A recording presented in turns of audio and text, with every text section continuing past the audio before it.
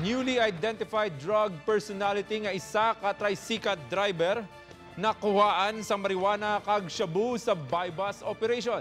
Si Daryl Marie Sarmiento nakatutok.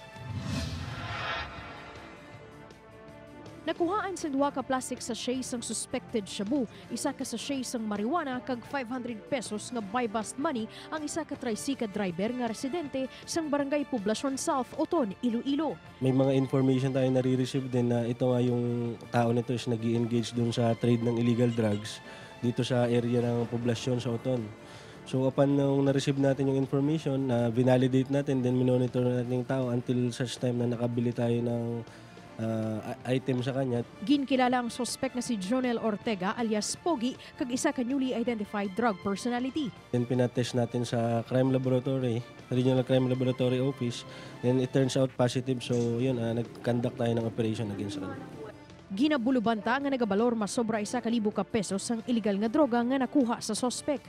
Nagalikaw pa nga magsabat sa news team ang sospetsado apang iya man hugot nga ginpanginwala nga iya ang mga narecover nga illegal nga droga. Nakipot ko nga kung makalutong ay kung anong balik ko lang ang butong nung ay nabakala ko gatas.